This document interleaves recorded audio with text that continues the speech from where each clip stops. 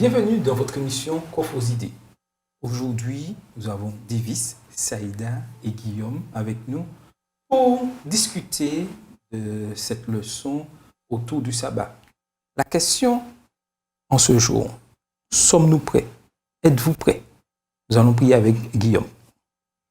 Père Céleste, nous te remercions pour le moment que tu nous permets d'avoir aujourd'hui. Nous te demandons de nous aider dans l'étude de ta parole. Aide-nous à retirer quelque chose de pratique pour notre vie de tous les jours, pour que nous puissions améliorer notre vision du sabbat au nom de Jésus. Amen. Amen. Amen. Alors, si je vous dis, j'y ai toujours prêt. Alors, qu'est-ce que ça signifie pour vous? J'y ai toujours prêt. Ça voudrait dire qu'en tout temps, nous devons être prêts justement pour aller, pour évangéliser, pour parler parler de Dieu à ceux qui sont autour de nous. Alors, on peut définir JA déjà, jeune adventiste. Comme ça, il a dit prêt à obéir à l'ordre de Dieu. Après, le terme prêt implique aussi une préparation. Oui. Pas prêt d'un coup. Oui, Guillaume, tu poses vraiment là, tu vois, droit au but directement. Oui, être prêt tout en se préparant. Est-ce que c'est quelque chose d'évident? Vu comme ça, non, mais bon, on verra bien. Non, c'est pas évident d'être prêt tout en se préparant, parce qu'en fin de compte, on se dit on n'est jamais prêt. Des fois, je me dis, bon, Seigneur, viens, et après, je me dis, bon, Seigneur, est-ce que je suis vraiment prête à avoir ton retour imminent, là? Donc, du coup, c'est vrai que c'est une ambivalence. C'est vrai que ça dépend aussi d'où on se situe, comment on se sent. Voilà, quel est notre positionnement, en fait, face à Dieu à certains moments de nos vies, quoi. Tout à fait. Être prêt, être en préparation. C'est ça l'idéal. Prenons l'exemple. Alors, vous savez qu'à n'importe quel moment, il peut pleuvoir. Comment vous vous préparez à cela? On rentre le linge. Oui, mais quels on sort le parapluie. On a toujours un parapluie au cas où. C'est-à-dire que je suis prêt en cas de pluie. Je peux sortir mon parapluie.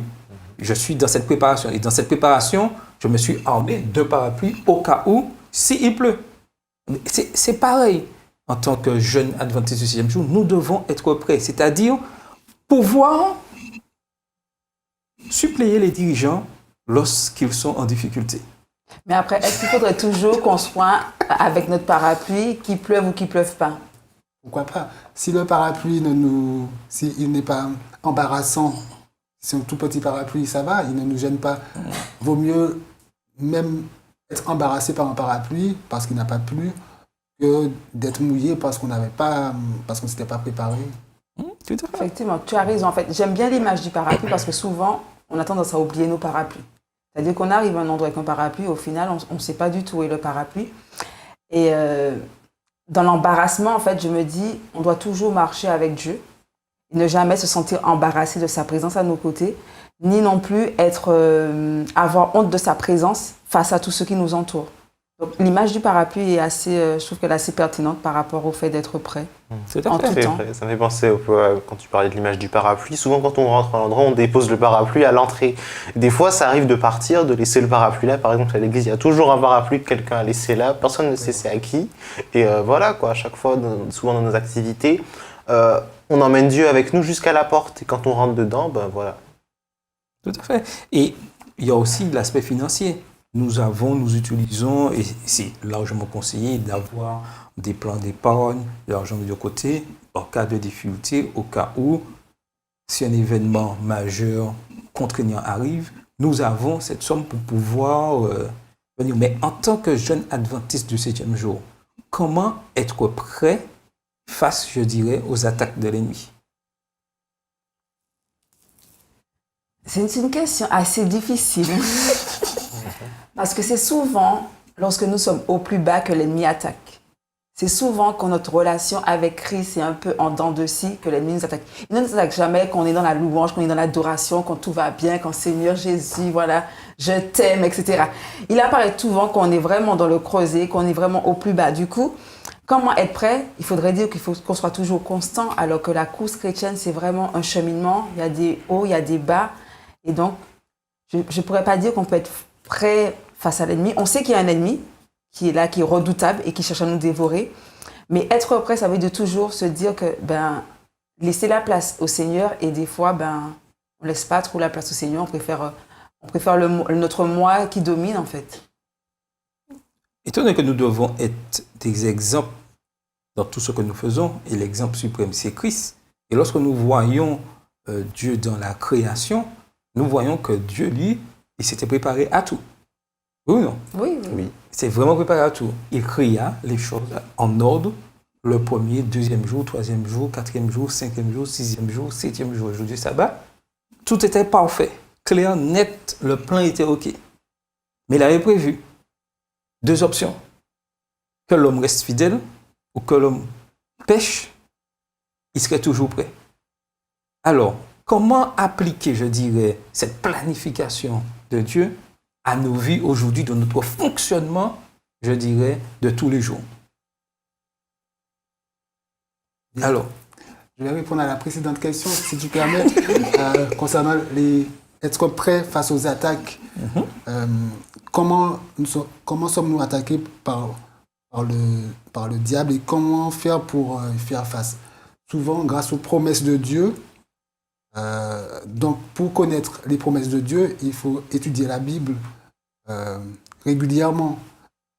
Et pour pouvoir, pourquoi pas, comme Jésus dans le désert, citer tel ou tel verset pour non seulement faire fuir le diable, mais pour nous fortifier nous-mêmes.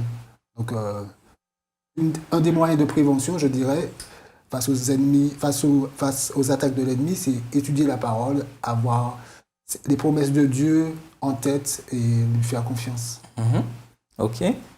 Un autre élément auquel j'ai pensé, c'est demander l'aide du Saint-Esprit, parce que le Saint-Esprit est très important dans notre lutte de tous les jours face aux tentations, face aux attaques de l'ennemi, comme tu disais. C'est toujours important de s'assurer d'être rempli du Saint-Esprit. Lorsque nous regardons comment Dieu créa le monde, il y a quelque chose vraiment de particulier. Surtout à la fin, lorsque nous voyons dans Genèse 2, verset 2, ce qui est dit, Dieu, après avoir achevé son œuvre, se reposa le 7e jour de tout son travail. C'est-à-dire que tout était organisé, tout avait été prévu, planifié, et il arrivait à la fin, là, voilà, tout est accompli. Dans notre adoration, nous, en tant que jeunes adventistes du 7e jour, comment arrivons-nous, dans quel état arrivons-nous chaque vendredi soir dans notre fonctionnement d'adorateur du sabbat? Comment voyez-vous ce jour-là, quand le vendredi arrive? Est-ce que c'est un jour vraiment, on aspire à ce jour, on se dit, zut alors, vendredi, why? Dès le dimanche, on va se fixer certains objectifs pour, dans l'idéal, finir tout notre travail de la semaine à temps, afin de pouvoir entrer dans le sabbat serein et en ayant fait un bilan, dans l'idéal, positif de notre semaine. Alors, si je voulais ajouter quelque chose par rapport à la perception du sabbat dont je parlais plus tôt, alors souvent on a tendance à voir le sabbat comme une période de temps plus ou moins libre. C'est-à-dire qu'on a nos activités pendant la semaine et puis bon, des fois ça déborde un peu, mais bon, c'est pas si grave. Alors que je pense que c'est important de voir le sabbat comme un rendez-vous, quelque chose qu'on a déjà prévu à l'avance et qui est par exemple, qui est déjà prévu. Parler de prévision, non seulement prévision de la semaine, mais prévision du sabbat à une certaine heure. Si je dis que j'ai rendez-vous par exemple aujourd'hui à 9h, je dois être là à 9h. Là, je me dis, bon, si à 10h30, bon, c'est pas grave. Comment, lorsque j'arrive le vendredi soir, est-ce que je peux dire comme Dieu l'a qualifié, est-ce que je peux dire, tout est bon, enfin la semaine se termine et je entre dans ce repos? Est-ce que je peux dire ça? Ou si je ne le dis pas, pourquoi et comment puis-je arriver à dire le vendredi, tout est bon, j'entre dans ce repos? Je pense que c'est une question effectivement de planification. C'est-à-dire que ça m'arrive souvent, régulièrement, que je rentre dans le sabbat de manière speed, de manière électrique, parce que ma semaine, voilà, je finis tard le vendredi. Donc c'est vraiment la course, c'est vraiment une course à tout faire, à tout préparer et tout. Mais effectivement, si on planifie, comme Dieu l'a fait chaque jour de la semaine, il y a eu quelque chose de précis. Forcément, quand je rentre dans le sabbat, j'ai l'apaisement, j'ai la paix que Christ veut qu'on ait pour justement être dans l'adoration du sabbat. Mais si effectivement on est comme moi, c'est la course, et puis c'est pas un rendez-vous, donc je débarque dedans, et puis pouf, ça me tombe dessus, il faut tout faire, effectivement. je ne suis pas dans la même adoration, dans la même préparation que les autres, quoi. Bon, je te rassure, tu n'es pas la seule dans le cas. Et je pense que nous sommes tous dans le cas. Mais nous sommes appelés à corriger, à nous améliorer. Et ça, c'est quelque chose de très important. Et lorsqu'on lit ce que l'apôtre Paul nous dit dans 1 Corinthiens 10, verset 31, ainsi que vous mangiez, que vous buviez ou que vous fassiez quoi que ce soit, faites tout pour la gloire de Dieu. Donc, si nous voulons être prêts le vendredi soir, entrer dans le sabbat, il est important que durant toute la semaine, que nous entrons, que nous faisons tout ce qui glorifie Dieu dans ce que nous mangeons, dans ce que nous buvons, dans ce que nous disons, comment nous exprimons, nos échanges. Tout doit être tourné vraiment vers cette adoration vers Dieu, mais ça commence depuis le premier jour de la semaine. Alors, est-ce que c'est quelque chose de, on dirait, facile? Je veux dire que pour d'autres événements, on arrive à planifier des fois plusieurs mois avant certains anniversaires importants ou d'autres événements.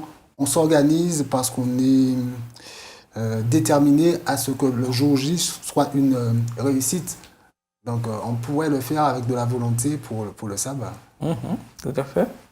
Non, mais tu as entièrement raison, effectivement, parce que quand c'est vrai que pour les choses, entre guillemets, profanes, c'est vrai qu'on planifie, on organise tout, on fait des réunions pour que tout soit carré, tout soit parfait le jour J. Effectivement, pour le sabbat, alors c'est peut-être parce que c'est hebdomadaire, mais c'est vrai qu'on ne planifie pas, en fait, et on ne se retrouve pas dans une adoration telle qu'elle devrait être. Mais tu as raison, effectivement, il faudrait qu'on ait le même état d'esprit, en fait. Que ce soit un événement sacré ou profane, qu'on reste sur la même lignée de la planification. Donc concrètement, comment planifier cela? Alors, je dois, exemple, le vendredi soir, qu'est-ce que je dois planifier à l'avance pour entrer vraiment en ce jour de repos pleinement? Sachant que ce jour-là commence au coucher du soleil, pas à 18h ou 18h30, coucher du soleil. Alors, ça dépend de la période de l'année, Charles. Oui, non, mais c'est pour ça que j'ai bien précisé, coucher du soleil. Pas ici, en tout cas. Oui. Non, mais ici en Martinique, en décembre 17h30, en juillet 18h30. Une heure de temps, ça fait déjà une belle différence. Hein? Donc, alors, comment planifier ça? Comment je rentre dans ce jour-là?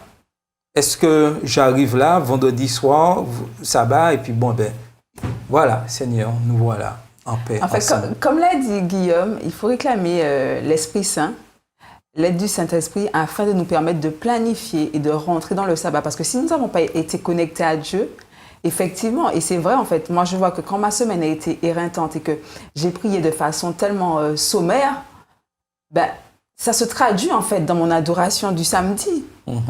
Et donc il faut en fait réclamer la présence du Saint-Esprit afin qu'en fait, dans ma préparation, donc toute la semaine dans ma planification, je puisse vraiment entrer dans ce sabbat-là. Et donc forcément, mon vendredi, il sera appréhendé d'une autre manière que si je n'ai pas été connectée à Dieu du tout de la semaine. Et puis voilà, je rentre dans le sabbat, je ne pourrais pas avoir les mêmes retours, les mêmes retombées, les mêmes bénédictions. Tu veux dire quelque chose, Guillaume? Okay. Donc, oui, vas-y. De façon concrète, si on ne veut pas se retrouver le vendredi avec des choses comme repassage, préparation du repas, course, il est bon peut-être d'acheter un agenda, de planifier les choses. Planifier et de faire chaque jour un peu. Tout à fait. Alors, je vais poser quelques questions, bien réfléchir, et vous allez essayer de me répondre dans quel sens, comment vous voyez les choses. La véritable observation du sabbat doit inclure un examen de la semaine, de travail passé. Le travail a-t-il été bien fait? A-t-il exprimé la bonté? Voilà qui est essentiel car un travail minable, bâclé, négligé représente mal le caractère de Dieu et ruine le vrai repos du sabbat. Le vrai repos du sabbat et le repos du travail bien fait, c'est une vie de piété. Que pensez-vous de cette déclaration-là? Non, elle est juste, elle est vraie. Concrètement, des fois, je suis dans le travail bâclé, mal fait, non fait, fait à la va-vite. Mais effectivement, tout ce que Dieu a fait, il l'a fait de façon bonne, de façon authentique, de façon vraie. Et il nous demande aussi d'être l'exemple et d'être ambassadeur en fait, de ce qu'il a fait. Donc, On devrait être dans un travail toujours bien fait, viser l'excellence, toujours. Mais bon, je ne suis pas encore là. Et lorsque je regarde ça, je me dis, mais c'est vrai que, imaginez-vous que pendant toute la semaine, vous avez bâclé le travail mal fait, tout ça, et que vous entrez au jour du repos, le sabbat. Comment vous entrez mentalement dans ce jour-là, si le travail est mal fait? Et mettez-vous dans cette conception. Nous avons donné travail mal fait, c'est-à-dire, bon, je savais que j'avais telle chose à faire, mais bon, je ne l'ai pas fait ou je l'ai bâclé, j'ai vite fait. Je pense qu'il y a quelque chose qui reste encore en tête, quelque chose, un remords ou quelque chose comme ça. Parce que c'est bien marqué, tu auras 6 jours et tu feras tout ton ouvrage. Donc je rentre dans le sabbat après 6 jours, mais je n'ai pas fait tout mon ouvrage. C'est là qu'il y a quelque chose il y a un petit frottement, quelque chose qui n'est pas exactement en adéquation totale avec le texte. Et j'ajouterais que si nous voulons profiter pleinement de ce jour de repos, il faut que nous ayons fait le travail d'une grande fidélité et de manière correcte et de l'avoir bien fini. Parce que notre ennemi, ce qu'il fera, il va nous mettre en plein culte d'adoration. Rappelle-toi durant la semaine, tu vas dire, ah mais j'ai pas fini ça. Ouais, bon, lundi, je suis au temple, hein. Je suis au temple. Lundi, il faudra que je fasse ça pour rattraper. Ah oui, parce que j'ai pas fait ça. Il faut rattraper ce que je n'ai pas fait jeudi, avant-hier. Donc, nous ouvrons le simple fait de bâcler le travail, nous laissons notre ennemi entrer dans notre envoyé ennemi, c'est le cerveau, pour nous rappeler que le travail que je n'ai pas fini jeudi, et que je dirais sans hasard, ça tombe toujours pendant le culte d'adoration, me rappeler que lundi, il faudra que je termine le travail. Et est-ce que je suis dans l'esprit d'adoration? Non, avec un esprit qui n'est pas tranquille, on ne peut pas vraiment adorer. Et si le vendredi, on fait un bilan honnête de notre semaine, si on s'est rendu compte qu'on n'a pas été excellent, ben la semaine d'après, si on est vraiment honnête, on devrait s'améliorer et aller d'amélioration en amélioration. Tout à fait. Donc, l'important de toujours bien faire le travail. Et quelle soit la semaine. Et surtout, quel que soit l'endroit. Même lorsque nous sommes à l'école, d'avoir pris le temps de faire les devoirs dans les temps, remis au bon moment, afin de rentrer, je dirais, correctement dans ce jour et être prêt. Est-ce que c'est quelque chose de facile? Non, c'est pas facile, mais il faut pouvoir aussi se remettre en question. Et je pense qu'en tant que chrétien, en tant que jeune adventiste, il faut savoir où j'en suis et comment je me positionne et est-ce que ce que je fais est bien ou est-ce que ce que je fais n'est pas bien et comment m'améliorer. Mais si je ne me remets pas en question par rapport au travail mal fait, non fait, ben forcément, mon cheminement, il sera toujours le même et je n'aurai pas d'évolution. On va dire, mais ça fait 10 ans, 20 ans, 40 ans et je n'ai pas eu de changement parce que justement, je ne me suis pas remise en question. Pour moi, mon travail, il était bien fait ou il était mal fait parce que un tel ne fait pas son travail, je n'ai pas fait le travail d'un tel. Enfin, toujours rejeter la faute sur les autres, en fait. Donc, je me dis, il est quand même essentiel et important dans notre spiritualité, dans notre croissance, de se remettre en question pour justement faire un bilan, mais authentique et vrai. Parce que si je fais un bilan et puis j'ai pas fait parce que voilà, il y a X, Y excuses, toutes les semaines, je ferai toujours le même bilan et il ne va rien ressortir en fait. Oui. Ça me fait penser que l'observation du sabbat a non seulement une portée spirituelle, mais ça a une influence sur notre vie pratique. Quel travailleur on est? Est-ce qu'on travaille bien? Et c'est important. Oui, aussi. être fidèle dans tout ce que nous faisons. Tu veux ajouter quelque chose? Après, je trouve ça intéressant la façon dont l'entrée du sabbat, de Dieu dans le premier sabbat, il a dit tout ce qu'il a fait était bon, c'est-à-dire qu'il n'a rien laissé derrière lui, il n'y a pas de remords, il n'y a pas de regret ou de planification de ce qu'il va faire la semaine prochaine. Il rentre vraiment avec une légèreté, une paix du cœur. On a l'impression qu'il dépose vraiment son fardeau, sa charge de la semaine à l'entrée du sabbat. Et c'est ainsi qu'il rentre libre dans le sabbat. Après, c'est pas ce qu'on fait tous les jours. Hein. Souvent, on dépose une partie du sac et puis on garde quand même la sacoche avec quelques problèmes à développer. La monnaie. C'est ça. Voilà. Donc, et c'est vrai, et ça c'est très important. Il est important d'arriver le vendredi et de pouvoir dire tout est bon. Et ça c'est quelque chose, nous avons cette chance-là d'avoir 52 sabbats durant l'année, donc 50 de préparation multiplié par le nombre de vies que nous avons. Donc nous avons constamment le temps de nous préparer pour ce moment-là. Il y a de quoi s'améliorer aussi, au Oui. fur et à mesure. La question est, sommes-nous prêts? Et Je pense pas qu'on va répondre prêt. Hein. Je pense pas, non. Mais on n'est jamais prêt. L'important, c'est de se préparer, c'est se d'avancer. préparer, mais je dirais, et le plaisir que nous avons, c'est que nous avons un Dieu vraiment aimant. Et lorsque nous regardons ce que et Christ nous dit dans Jean 14, verset 2, il dit, je vais vous préparer une place. C'est-à-dire qu'il a prévu déjà. Et le fait de savoir que Christ a préparé cette place, cela doit me permettre d'être encore meilleur dans ma planification et d'être prêt. Parce que nous vivons dans un monde de crise. Il y aura toujours des difficultés, toujours des surprises. Malheureusement, nous pouvons avoir un meilleur ami avec nous et du jour au lendemain, il devient notre ennemi. Nous pouvons être je dirais, dans une relation maritale, dans une relation entre guillemets de fiançailles, et du jour au lendemain, tout peut s'écouler. Mais quand ces situations de crise arrivent, comment j'aborde ces choses-là? Est-ce que ça me fait effet surprise et que je me laisse complètement noyer là, ou je dis qu'il y a un Dieu qui dirige toutes choses? Et ça aussi entre dans notre façon d'adorer ce jour-là. Et il nous a dit que pour chaque crise dans la vie du croyant, il existe déjà une porte de sortie. Et si je vous dis c'est quoi la porte de sortie, vous allez être étonnés. Le sabbat est une célébration de nombreuses choses, l'une d'elles étant la préparation de Dieu à sauver son peuple en temps de crise. Alors, qu'est-ce que vous pensez de ça? Que le sabbat nous prépare au temps de crise. Oui, le sabbat nous prépare parce qu'en fait, on se dit que ça nous rappelle, c'est un rendez-vous hebdomadaire et ça nous rappelle que sans Dieu, nous ne pouvons rien faire et sans Dieu, nous ne sommes rien. Et rentrer dans ce sabbat-là, c'est vraiment l'humilité de se dire que je confie à Dieu ma vie, en fait. C'est un rendez-vous vraiment qui est renouvelé semaine après semaine. Et donc, forcément, c'est se rendre compte que Dieu va œuvrer dans ma vie. Je ne connais pas tout. Je n'ai pas, voilà, c'est lui qui dirige toutes choses. C'est lui qui est l'alpha et l'oméga. Mais forcément, il va amener je vais entendre des choses. Je serai enrichi, je serai nourri, je serai édifié. Et je pourrai être rechargé mes batteries pour démarrer la semaine. Et c'est ce qui est bien, ce qui est important, en fait, dans l'adoration du sabbat, et dans ce que nous faisons en fait. Mm-hmm.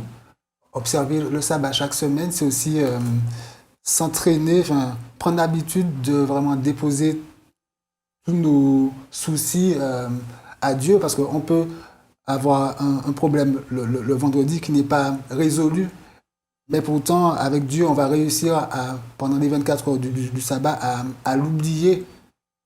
Et ça nous apprend à compter sur Dieu vraiment. Donc, je ne sais pas si on va oublier, vraiment. Je ne sais pas si on va oublier. Si tu veux être en paix, tu n'as pas le choix.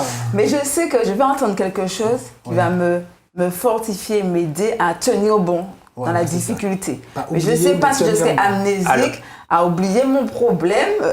Alors la question... Attends, mais non, sous ta réaction, la question, qu'est-ce que tu nous demandes? À oublier ou à ne pas oublier? C'est faisable ou c'est pas faisable? À lui faire confiance. Mais à lui faire confiance, c'est peut oublier? Je ne sais pas, je pose la question comme ça. Hein. Lui faire confiance. Peut-être pas oublier, mais déposer le problème à ses pieds, sachant qu'il y aura une solution qu'on ne connaît pas. Et on n'a pas oublié qu'on a ce problème, mais on sait qu'on aura une solution. Et faire confiance, c'est un peu aussi d'oublier. C'est-à-dire, ce jour-là, prenons un exemple concret, pratique de ça. Donc, je vis un moment difficile dans ma famille, un moment où je suis harcelé, je suis maltraité, je suis calomnié. Comment, dans cette situation, j'aborde le jour du sabbat? Je suis dans le sabbat, j'entre dans ce jour-là, vendredi soir à samedi soir, coucher du soleil. Comment j'entre alors que je suis calomnié, critiqué durant toute la semaine? Déjà, ça peut être une occasion de prier plus, déjà, pour commencer. Oui, mais commencer à oublier ce problème. Après, je pense que le sabbat aussi est une occasion pour laisser Dieu nous décharger. Des fois, on n'arrive pas à se décharger tout seul. C'est vraiment l'occasion de venir à ses pieds et de vraiment faire ce cheminement pendant ces 24 heures, pouvoir se décharger, se libérer et pas ramasser le fardeau qu'on a déposé avant d'entrer dans le sabbat, mais de vraiment s'en libérer, de passer à autre chose pour avancer. Je pense que c'est vraiment presque une retraite spirituelle. Oui, mais qu'est-ce que Dieu nous dit? Déchargez-vous sur moi de Tous vos soucis. de tous vos soucis. Il dit tout. Mais est-ce que c'est uniquement le sabbat? Non. Alors, Après, c'est une occasion spéciale. le sabbat. oui, c'est une occasion spéciale. Est-ce que notre problème, ce n'est pas que nous voulons uniquement nous décharger le samedi, le jour du repos, et puis le jour de la semaine, nous reprendre le fardeau? Est-ce que ce n'est pas ça qui nous empêche des fois d'oublier le problème? C'est vrai. Non, c'est vrai, c'est vrai. C'est vrai, Et c'est ça le problème, c'est que Dieu nous dit, il nous a pas dit c'est le sabbat qu'il faut, c'est pas ce qu'il a dit. Il a dit déchargez-vous. Et nous voulons le plus souvent porter la charge durant la semaine et puis nous décharger. C'est pas possible. C'est vrai, il y a un manque de foi par là, c'est on se dire Tout à que fait. Dieu ne peut pas nous décharger Oui. hors du sabbat, puisque c'est hors de ses horaires pour nous. Tout à fait. Dans ce cas, ouais, ça rejoint ce que David disait. Effectivement, si pendant toute la semaine je me suis déchargée, forcément dans le sabbat, je peux oublier. Et je peux être prêt. Et je peux être prêt. Mais si durant la semaine, effectivement, j'ai gardé mon sac poubelle, durant la semaine, je garde mon sac poubelle, le sabbat, je vais déposer, ben ouais, effectivement. Mission impossible. C'est une mission impossible. Oui, Tout à fait. Et c'est là être prêt. Être C'est prêt, c'est depuis toute la semaine. Puisque Dieu, dans sa planification, lorsqu'il a prévu le premier jour, il savait qu'à la fin, ça serait bon. Mais si pendant toute la semaine, je porte ce fardeau, je ne le remets pas entre les mains de Dieu, comment le sabbat, je peux entrer pleinement libéré? Ce n'est pas possible. Donc, il est important que durant toute la semaine, que nous apprenions à laisser à faire confiance à Dieu. Certes, je suis calomnié, je laisse Dieu agir, je garde le silence, Dieu agira. C'est lui, le maître. J'ai un problème dans mon foyer, je prie, je dis, Dieu, tu vas résoudre ce problème. Je cherche, le plus souvent, l'être humain cherche par ses propres moyens à vouloir résoudre. Et après, on s'étonne que le jour du sabbat, qu'on veut se libérer, mission impossible. Parce que n'oublions pas que nous avons un ennemi qui nous connaît et qui voit notre fonctionnement. Donc, il est important que si nous voulons être prêts ce jour-là, que nous puissions apprendre durant la semaine à planifier, à laisser, à faire tout correctement, soit bon, et surtout à laisser Dieu agir dans nos vies, le laisser gérer nos problèmes. Et par son Saint-Esprit, il nous dira toujours ce qu'il faut faire, de manière à nous permettre d'avancer et de réussir. Est-ce que c'est possible? C'est possible. Par la foi, c'est possible. Tout est possible. Par la foi. Celui Et ça, c'est très important pour comprendre cela. Et il y a un passage qui nous dit dans le livre Avec Dieu chaque jour, 10 octobre, à la page 303, Ellen G. White nous dit « Pendant toute la semaine, ne perdez pas de vue le saint sabbat de l'Éternel, car ce jour doit être consacré au service de Dieu. C'est le jour où les mains doivent se reposer de toutes les activités terrestres et où les besoins de l'âme doivent être satisfaits d'une façon spéciale. » Un jour sacré. Mais nous sommes déjà arrivés à la fin, mais j'aimerais quand même rebondir sur quelque chose. Le vendredi soir, honnêtement, est-ce que nous nous reposons de toutes nos activités durant la semaine? Dans le fonctionnement de nos communautés? Pas toujours. Pas toujours, c'est des fois le jour où on place certaines activités, répétitions, réunions, etc. C'est vrai. Alors que normalement, ça aurait dû être un jour, étant donné que c'est planifié, un jour où nous nous retrouvons en famille, où nous nous retrouvons entre amis, dans l'adoration. Et même dans notre fonctionnement, nous devons commencer à réfléchir, même dans nos campagnes d'évangélisation, dans nos semaines de rencontres. Comment se déroule le vendredi soir? Comment se déroulent nos activités samedi matin? Comment le samedi après-midi se déroule? Et ça, c'est une réflexion à laquelle la leçon vous est amenée. C'est-à-dire, sommes-nous prêts vraiment à entrer dans l'adoration dans ce jour du repos? Et ça, c'est capital pour nous. Alors, est-ce que vous êtes prêts? Êtes-vous prêts pour adorer comme Dieu le souhaite? C'est notre souhait à vous tous qui suivez l'émission Coffre aux idées. Soyons toujours prêts dans l'adoration du jour du repos. C'était votre émission Coffre aux idées.